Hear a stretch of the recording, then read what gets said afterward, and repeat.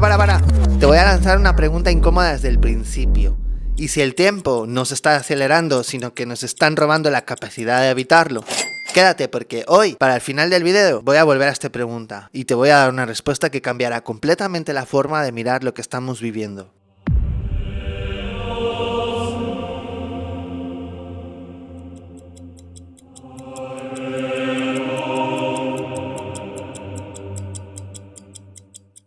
Estos días está circulando una historia muy potente. Se dice que en un monasterio del monte Athos, unos monjes llevan más de 1000 años fabricando velas exactamente iguales, calibradas para durar 24 horas, y que ahora estas mismas velas se están consumiendo en 16 o 18 horas, como si el día hubiera encogido, como si algo en la estructura del tiempo hubiera cambiado. La imagen es brutal, una montaña sagrada, monjes milenarios, velas antiguas y una señal silenciosa de que el tiempo ya no corre igual. Pero aquí hay que ser honestos. Busqué información seria sobre eso, no reels con músicas dramáticas, ni publicaciones copiadas de otras publicaciones, no cuentas que repiten frases sin fuente. Busqué monasterios concretos, testimonios identificables, documentos, mediciones, alguna referencia directa y, de momento, esa historia no aparece corroborada de forma legítima. Lo que sí es real es que en el monte Athos existe una tradición monástica antiquísima, que se fabrican velas de cera de abeja y que muchos monasterios conservan una relación con el tiempo muy distinta de la nuestra, más ligada al atardecer, al ciclo litúrgico y al ritmo solar. Pero la frase concreta de las velas de 24 horas ahora duran 16 parece por ahora un fake de la red, una historia viral, una imagen demasiado perfecta para un malestar que sí es real. Y ahí empieza lo interesante, porque esa historia sea falsa no significa que la pregunta sea falsa, al contrario. ¿Por qué tanta gente la creyó inmediatamente? ¿Por qué no resuena tanto la idea de que el día ya no dura lo mismo? ¿Por qué sentimos de una forma casi física que el tiempo se nos escapa de las manos? Seamos sinceros, todos estamos notando eso. La semana empieza y de pronto ya es viernes. Te levantas, miras el teléfono, contestas 3 mensajes, haces 2 cosas, te distraes con 5 notificaciones y cuando vuelves a mirar el reloj ya se fue media mañana. Hay días enteros que pasan sin dejar huella. No se viven, se consumen, como una pestaña abierta en segundo plano. Entonces viene la explicación técnica y nos dice, no, el tiempo no se aceleró, el segundo sigue siendo el segundo. Vale, técnicamente eso es correcto, pero también hay una trampa en esa respuesta, porque medir el tiempo no es lo mismo que entender qué es el tiempo. Hoy el tiempo científico se define contando oscilaciones atómicas. Un segundo oficialmente se basa en el átomo cesio 133.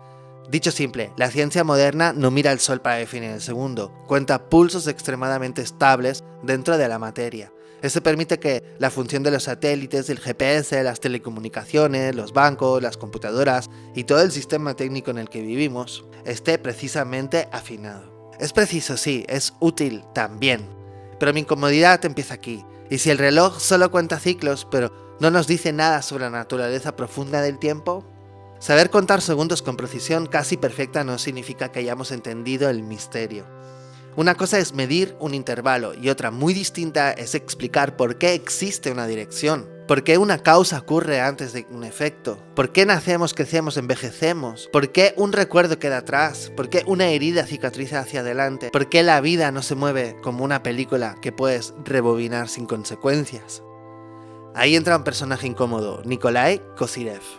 Kozyrev fue un astrofísico soviético, brillante, castigado por la historia, encarcelado durante las purgas de Stalin, aislado durante años y aún así obsesionado con una pregunta gigantesca. ¿De dónde viene realmente la energía que sostiene a las estrellas y a los sistemas vivos del universo? La explicación convencional habla de fusión nuclear, procesos termodinámicos, energía almacenada y liberada, pero Kozyrev empezó a sospechar que había algo más. No desde una fantasía, sino desde una grieta filosófica en la física. El mundo real es irreversible, pero muchas ecuaciones parecen demasiado cómodas con la reversibilidad. Irreversible significa algo que no vuelve espontáneamente a su estado anterior. Una vela se quema y no se reconstruye solo del humo. Un vaso se rompe y no salta mágicamente de regreso a la mesa. Un cuerpo envejece, una estrella irradia, un pensamiento deja huella. La vida siempre ocurre con una dirección. Kozyrev hizo una pregunta tremenda.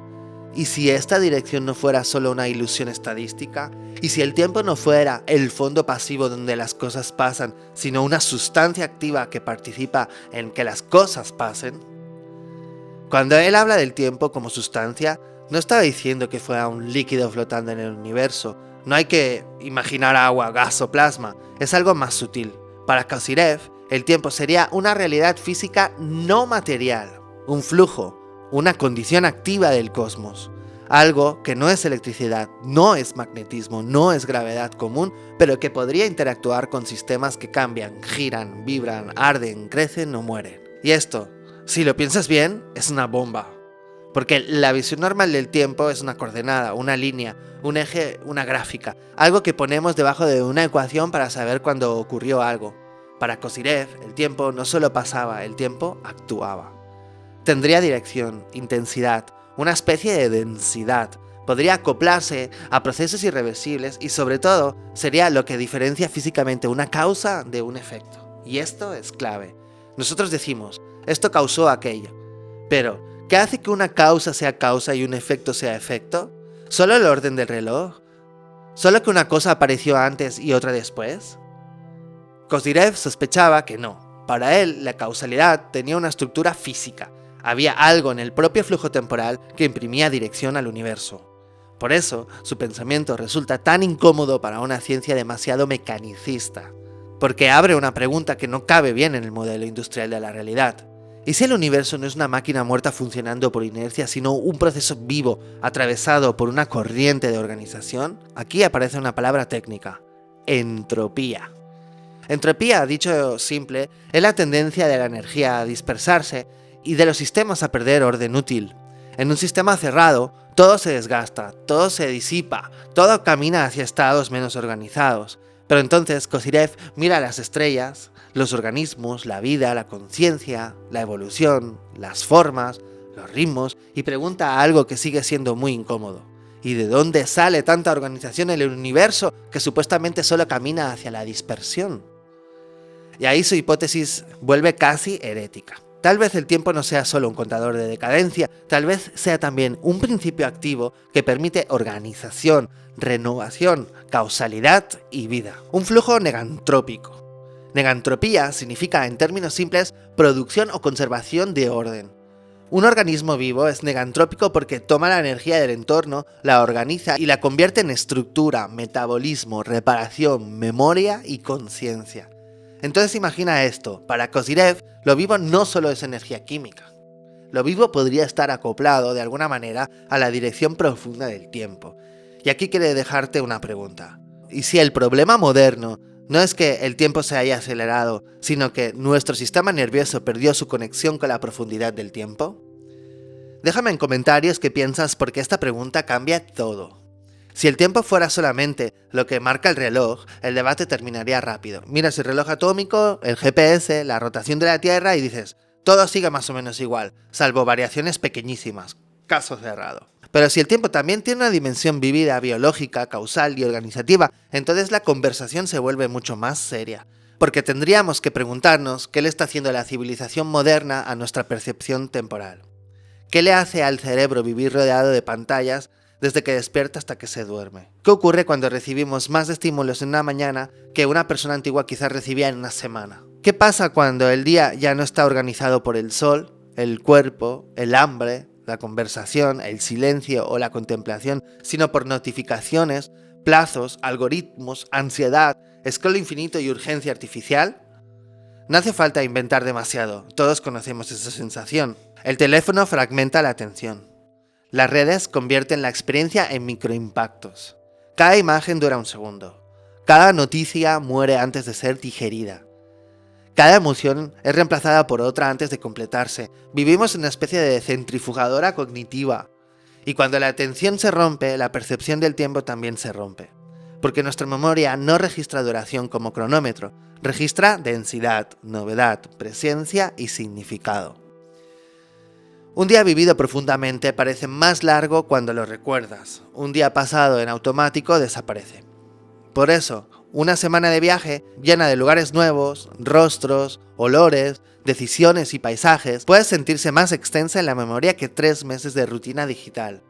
No porque el reloj haya cambiado, sino porque tu conciencia grabó más mundo. La modernidad nos da muchos estímulos, pero poca experiencia real. Mucha información, pero poca integración. Mucho impacto, pero poca memoria profunda. Mucho contenido, pero poca presencia. Y aquí viene la pregunta que casi nadie quiere hacer. ¿Quién gana con una humanidad que ya no puede sostener la atención? ¿Quién gana con personas que sienten que ya no tienen cuerpo? ¿Que viven aceleradas? ¿Que no contemplan?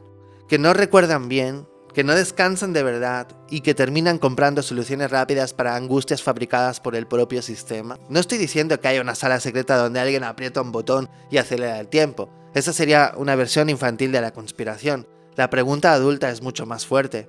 ¿Qué tipo de civilización hemos construido y bajo con qué intereses si el resultado final es una especie humana cada vez más desconectada de sus ritmos biológicos, de su memoria, de su sueño, de su cuerpo y de su capacidad para estar presente? Eso sí es serio. Y ahí Kozyrev vuelve a ser útil, no como dogma sino como provocación científica, porque nos obliga a dejar de pensar en el tiempo como una cifra y empezar a pensarlo como una relación entre causa y efecto, entre organismo y entorno, entre energía y forma, memoria y dirección, vida y cosmos. Si el tiempo tiene una dirección, vivir bien no sería llenar la agenda, sería alinearse con esa dirección. Entonces, ¿cómo reconectamos con la profundidad del tiempo desde una mirada cosiferiana? Bajando la fragmentación para empezar. No puedes percibir profundidad temporal si tu atención está cortada en pedazos de 7 segundos. El scroll es una máquina de triturar continuidad. Te da novedad sin experiencia, dopamina sin memoria, movimiento sin dirección. También necesitamos recuperar ciclos reales. Sol por la mañana, oscuridad por la noche, comidas con ritmo, respiración consciente, caminatas sin auriculares de vez en cuando, momentos sin pantalla. No como moda wellness barata, sino como una tecnología biológica básica. El cuerpo necesita señales rítmicas para saber dónde está dentro del día. Hay algo muy potente en volver a hacer cosas que dejan huella. Crear, tocar un instrumento, escribir, cocinar, construir algo con las manos, conversar de verdad, mirar el fuego, cuidar las plantas, observar el cielo. Son actos lentos, pero no son improductivos. Le devuelven el espesor al presente. Y quizás lo más revolucionario hoy sea sostener atención sin recompensa inmediata, leer sin saltar, escuchar sin preparar la respuesta, respirar sin convertirlo en rendimiento, estar con alguien sin mirar el teléfono. El sistema moderno quiere que tu atención sea una mercancía. Recuperar tu atención es recuperar tu tiempo. Porque cada día que pasa no vuelve. Y eso no debería darnos ansiedad, debería devolvernos dignidad. Si el tiempo tiene dirección, cada acto importa, cada conversación imprime una línea causal, cada pensamiento repetido organiza o desorganiza tu mundo interno. Cada hábito te empuja hacia una versión de ti mismo. Y ese es el punto donde Kozyrev se vuelve profundamente humano. Aunque sus experimentos sigan siendo discutidos, aunque sus ideas estén fuera del consenso, aunque la academia lo haya tratado como un personaje incómodo, su pregunta sigue abierta. ¿El tiempo solo se mide o también se vive como una fuerza? Y si se vive como una fuerza, ¿qué pasa cuando alguna sociedad entera es entrenada para no estar presente? Volvamos al principio. Las velas del Monte Athos probablemente no son una prueba de que el tiempo físico se aceleró. Esta historia por ahora parece un rumor de redes. Pero el hecho de que tanta gente la crea nos está mostrando algo muy real. Hay una intuición colectiva de pérdida temporal. Algo se está encogiendo. Quizás no sea el día astronómico. Quizás se está encogiendo nuestra presencia dentro del día. Y eso es incluso más inquietante. Porque si el problema fuera que el reloj cambió, esperaríamos que alguien lo corrigiera desde un laboratorio. Pero si el problema es que nuestra conciencia fue colonizada por un sistema diseñado para fragmentarla, entonces la respuesta no está solo en la ciencia externa, está en cómo vivimos, en qué dejamos entrar en nuestra mente, en cuánto silencio somos capaces de sostener y en si todavía podemos mirar al cielo sin convertirlo en contenido. Kozyrev nos dijo una grieta fascinante. Tal vez el tiempo no sea el escenario muerto de la existencia, sino una corriente activa que atraviesa la materia, la vida y la conciencia. Y ahora sí vuelvo a la pregunta inicial. ¿Y si el tiempo no está acelerado, sino que nos están robando la capacidad para habitarlo? Mi respuesta es esta. El reloj puede seguir marcando lo mismo, pero si tu atención está rota, tu memoria saturada, tu cuerpo fuera de ritmo y tu conciencia atrapada en estímulos diseñados para no dejarte respirar, entonces tu día se vuelve corto, no porque tenga menos horas, sino porque tiene menos presencia. Y tal vez recuperar el tiempo no sea una cuestión de cambiar el reloj, tal vez sea una cuestión de recuperar el alma dentro del día. Yo soy Arthur y si este episodio te abrió una pregunta que no cierra fácil, compártela con alguien que también sienta que los días ya no tienen la misma profundidad. Síguenos, deja tu comentario y sigamos investigando juntos esta frontera donde la ciencia, la conciencia y las preguntas prohibidas todavía tienen mucho que decir.